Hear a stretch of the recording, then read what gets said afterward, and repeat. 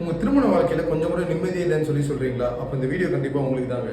சரி, நீங்கள் பல பேருடைய திருமண வாழ்க்கையில் நிம்மதி இல்லாமல் போகிறதுக்கான காரணம் என்னன்னு சொல்லி பார்த்தீங்கன்னா, இமீடியட் ரியாக்ஷன் தான். ஒரு ஹஸ்பண்ட்க்கும் ஒய்ஃப்க்கும் சண்டை வருதுன்னு வச்சுக்கோங்க, உடனே வந்து ஒய்ஃப் என்ன சொல்லுவாங்க தெரியுமா? பார்த்தியா, நீ தப்பு பண்ணிட்டே இருக்க, உன் கேரக்டரே இப்படி தான் அப்படின்னு சொல்லுவாங்க. அதே மாதிரி அந்த ஹஸ்பண்ட் ஒய்ஃப் என்ன சொல்லுவார் தெரியுமா? உங்கள் அப்பா அம்மாலாம் எப்படியோ அதே மாதிரி தான் நீயும் வந்திருப்ப அப்படின்னு சொல்லி வந்துட்டு குற்றம் சொல்ல ஆரம்பிப்பாங்க. இப்படி எந்த பிரச்சனை வந்தாலுமே இமீடியட்டாக ரியாக்ட் பண்ணுறாங்க பார்த்தீங்களா? அதுதான் பல பிரிவினைக்கு வந்து காரணமாக வந்திருக்கு. அப்போ நம்ம என்ன செய்யணுன்றது குறித்து 1 Corinthiயர் 13 4 வசனத்தில் தெளிவாக போடப்பட்டிருக்கு.